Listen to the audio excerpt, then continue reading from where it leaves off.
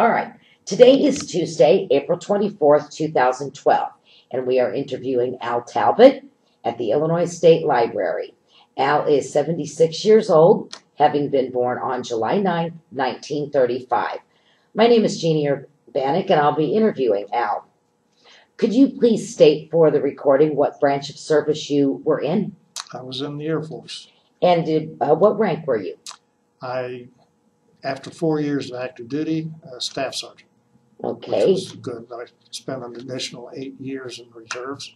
Awesome. And so highest rank held was master sergeant. Great. Where did you serve? Most of my active duty time was at McGuire Air Force Base in New Jersey. What was your job assignment? Well, I was in the 332nd Fighter Squadron, FIS on the form, Fighter Interceptor Squadron. The task at that point was that command, Air Defense Command, was tasked for the perimeter defense of the continental U.S. So that's where our assignment was. So did you see any combat? No, I had no opportunity to see it. My hat's off to those that did, but no, I didn't see any. Did you receive any awards, medals, recommendations? I did, but just the rank and file. I didn't list them. I'm not a Bronze Star guy or anything like that. But can you share any? I don't even know what they were. There weren't that many good conduct medals, things like this. I wasn't involved. The Korean War had just wound down when I went in, and there was no active combat going on. There were other areas. There were some missions that the Air Force had that ranked, and got some medals because of being involved in Lebanon and some other areas. I wasn't involved in them. What years did you serve? 1955, went in January for 4 years until January of 1959. Did you do your reserve work here in Illinois or in another state? No. Most of my reserve time was spent in Pennsylvania. And like I said, it was 8 or 9 years in the reserves there. Is that where they stationed you, or is that where you were living, or had? When I first got out of the service, I was living in Pennsylvania. Okay, because I noticed on your sheet that you were born in Miami. Yes. So I just wondered if you had just decided or had been transferred elsewhere and stayed, because I know you said you were in New Jersey, so I thought you might have stayed just in that area on purpose. I was a military brat. Oh. If you've heard that phrase. We have heard that phrase. Yes. My dad was in the Air Force, and he was stationed in Pennsylvania. And so it was from Pennsylvania that I enlisted into the Air Force. And was it because of your dad that you did? Yes, yes. I almost had created a nightmare. While a senior in high school, there were about 4 of us that went down to the Navy recruiting office. And 3 of us went in the Navy. 3 of that 4. I didn't. I told my dad and mom what I had done and what I was thinking about, and I thought the Korean War was starting over again. Oh, right there in your living room. So I didn't do that. I didn't join the Navy. Yeah. Let's talk a little bit about life on the base, or were you on the ship? On a ship or a base? No, I was in the Air Force. We had to own the base. Okay. Can you tell us a little bit about your life on the base then? How was life with your fellow soldiers and officers? How did you guys interact? Well, go ahead with that one, and then we can get on and talk about the others. Well, remember, this is back in the 50s. We didn't know as many things about the problems of integration as people would have you believe. We were fully integrated at that point with blacks. Had a black roommate, and we had no problems at all. So I just put that up front. We had some fellows that came in from the Navy and re-enlisted to join the Air Force. That's their story. I don't know how deep or involved that story would be, but it was good. On the base, they had all of the attributes of trying to keep those young folks happy. I played a lot of sports, played a lot of softball, occasionally had a beer, and then occasionally I'd have another beer. But as far as the tranquility on the base, everything was fine. I did have an encounter with a young man. I was a young man too at that time. And he came back. I was sober. I had not been drinking or anything, but he had, for some reason, had too much beer to drink. Came back into the barracks and started a big ruckus. And I guess he singled me out. And he pulled a knife, and so it was one of these uncertainties as to what was going on. Well, everybody comes together in barracks life. And so there were enough people that got involved that he couldn't get access to me, and I guess I was glad of that too. But they took enough testimonials from all the people there so that, unfortunately for the young fellow, I'm not totally certain because he was either transferred out or just summarily discharged. I don't know. But that was the closest I had to combat. And you never did find out what? No, and I didn't have to testify at his court martial or anything like that. They just took the testimonials from everybody that was there.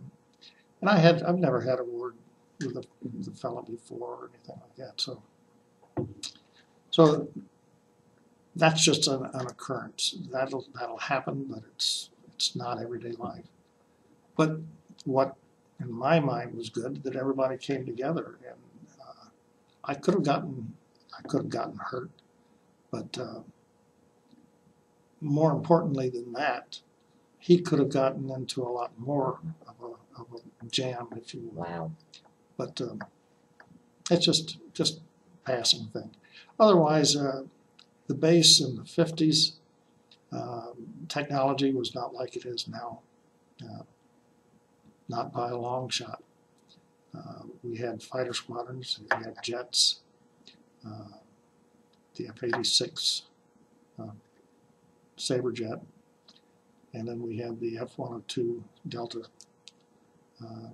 Dagger, I guess they called it. They were pretty fast. The 102 would break the speed of sound, which was pretty cool back in the 50s. But I've got more computer power in my automobile than what they had then. Oh my gosh. You had said, going back a little bit, you said you played a lot of sports.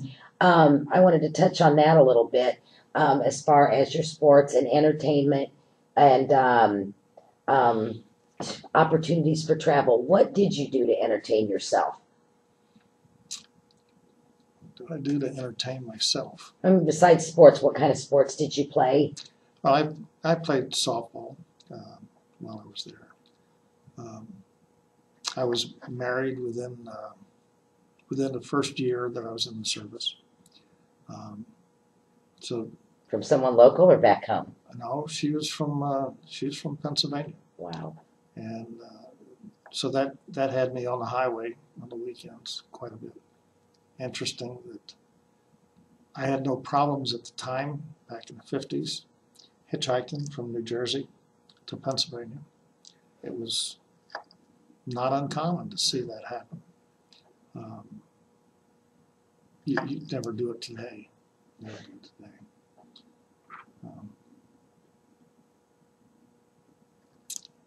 So your wife did not live at the No. base with you? No. Okay. No. And curiously, when we came back from our honeymoon, I reported back to the base, and I had orders there to send me to Okinawa. And I went in to see the executive officer, and I asked him, I said, there's got to be something. I said, this is not a nice way to kill a honeymoon. And he looked at me a little bit startled, and he said, well, understand he was an old man. He had to be 40. Oh my goodness. But he looked at me and he said, well, son, are you trying to say you really don't want to go to Okinawa? I said, no. He said, that's fine. He says, I can work something out. As it turned out, there was another fellow in the squadron that I didn't know about. It had the same background and training in jet engines that I did. But he got in the wrong frame of mind, I guess, with another fellow's wife.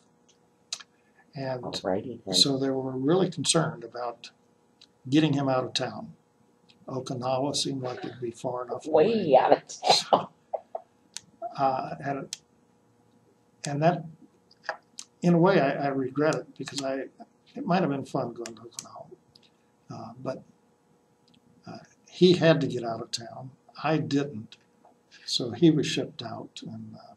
And that was the only time in the 4 years that my name came up for transfer or overseas assignment. So you didn't do any other traveling or anything while you were in the service?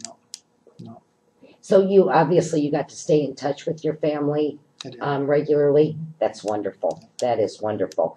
Did you keep any sort of a personal diary or journal while you were there? No, that was the last thing I had in mind. Was it? Yeah. That's what I wondered. I just wondered if, how many people actually did that, or in the form of letters back home or something, but you were able to get home quite often. Yeah. Did you take any sort of a good luck charm or anything with you when you went, or any memento or something from home to keep with you at all times prior to the wedding ring? No, I really didn't. I wasn't superstitious in that way, and never occurred to me to be concerned. I didn't shirk for wanting to go overseas, except at the timing. Timing is everything. So that was it. Oh my gosh.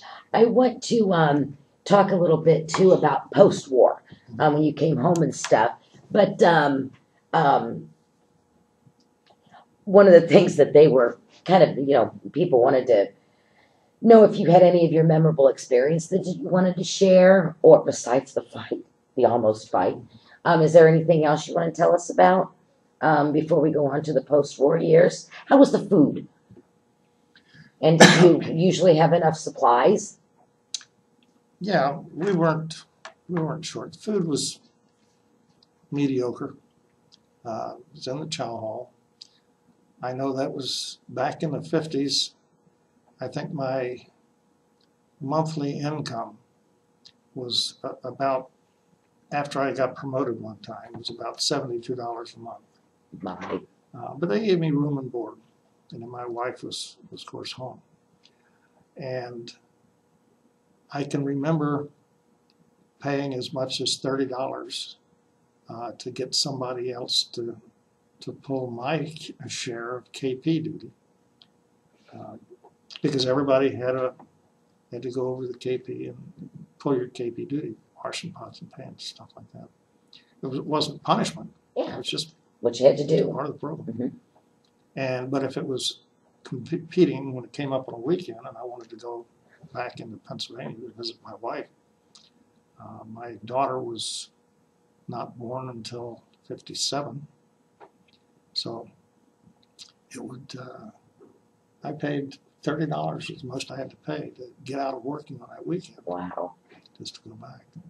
But I mean, this is just barracks life. For that, I don't get any.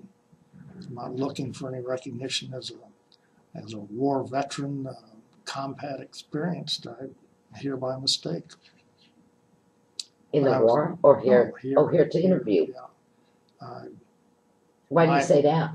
Well, because I think that there are so many people that have done so much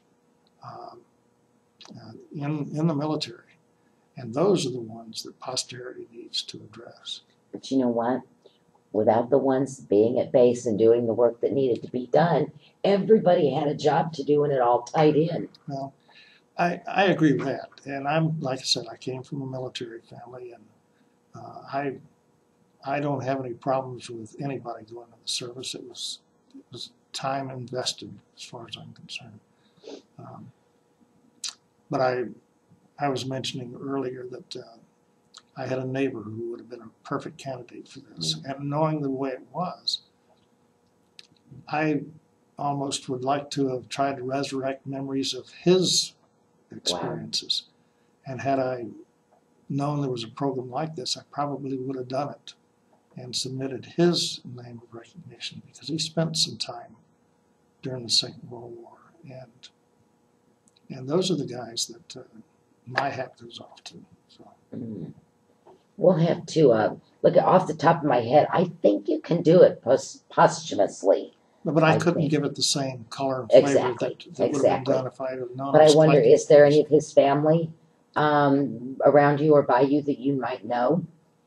I take it he's deceased. Yes. Okay. Yes. And I don't know. Okay. Yes, he's got family. His boy, the last I knew, lived in Colorado. But I noticed that he was very reluctant to speak about any of his experiences in the Second World War. And I gave him every opportunity, but it wasn't until about 5 years before he passed away that he really started sharing some of his insights. And those are good insights for this kind of a program. Mine are boring. They're not boring. I find them all very fascinating. I really do. You want to talk about, let's talk a little bit about your post-war days. Did you get discharged with a general group? Had the war come to an end, or had you just done your 4 years and it was time for you to go home for a while? And do you remember the day you were discharged and the feeling? Oh, yeah. I do. Air Force is parallel in many respects to Navy. It isn't the same that you see now with the Army squadron being activated from reserves, and the whole squadron goes back. But every one of the individuals behind that, they have a date of enlistment. So their discharge dates come up not as a group. Very few of them come up as a group. So when I was discharged 101. And my dad was still saying I should stay in the service, and I was saying that I've got a family that I'm raising, and I wanted to get out and go back to school and give them a more stable environment to grow in. And so I bid adieu to the Air Force.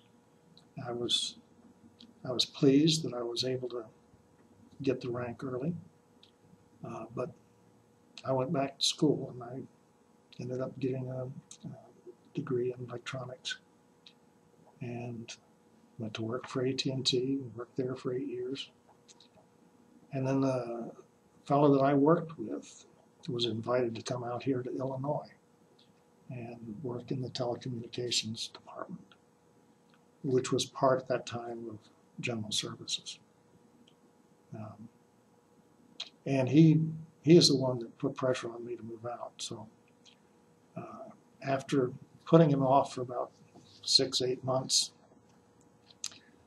his fifth request, I agreed out here. So I left AT&T and came out here and went to work for General Services. And I was their chief engineer for the telecommunications division. And I've been here in Springfield ever since. I retired from the state, 31 years. My kids are high school graduates and college graduates from here. So now I've got that young bride that I had in the Air Force. I lost her, cancer. We were married 28 years. And I remarried. And so the Brady Bunch. Aw. So we have 6 kids. She had 4 and I had 2. My Okay, goodness. so now we got 6. They're all married. And a lot of them are college grads. And most of them still in the Springfield or Illinois area, but not all of them. Wow. But it's been a good life, and I think that it couldn't have worked out any other way. I was destined, I guess, to be in the Air Force, and I was destined not to stay in the Air Force. Wow. My hat's off to all the military folks. It always has been. I just think that anybody that thinks that they can hide behind the fact that war is terrible, because it is. It's absolutely terrible. But you can't be so naive to say that because war is so terrible, that I won't have anything to do with war. That doesn't make sense. People say that we shouldn't be. It's like a bully pulpit. As long as the camera's on, Go they can ahead. talk. Go right ahead. But I don't think that it's fair that some of the people of our country say that we can't be the police for the world. And I don't think that we should really be the police of the world, but I think that there has to be discipline from the family all the way through. And I think the opportunity to be level-headed and be in the military, if they remain level-headed. Some of the things we read in the paper sometimes now we wonder. But I'm for the military. I think that they invest a lot of their time. I agree with you. I do. Let me ask you this: having been a military brat, as you call yourself, and coming up from that family, did any of your children follow in your footsteps, post or pre-Brady? No, I only have, well, pre-Brady, I have one son, and he's a fireman here in Springfield. So no, he didn't go in the military. Of the post-Brady Bunch, my wife's oldest son was in the reserves, Army Reserves, for a number of years. And I guess his knees got too bad, so he's not active anymore. But no, they didn't. I didn't try and lead them with the same fervor that my dad did. But I never discouraged them. I would never have done that. I mean, war is hell. But I would not have discouraged my kids from going in the military, even during the Vietnam War. And that's certainly one of the worst that we've been involved in some time. Did you join any veterans organizations when you came back or later? Are you part of any? No, I'm not. Okay. I went to join the American Legion, and at that time, I don't know if they've changed their dates or not, but they said no, I wasn't able to join the American Legion because while I got the Korean GI Bill of Rights, I didn't satisfy the American Legion's membership on dates. They had something that said, it was back in, I went in January '55, it was sometime back in, I don't know, maybe early '54, when the truce was signed or the actual conflict stopped. And that's when they stopped taking people in.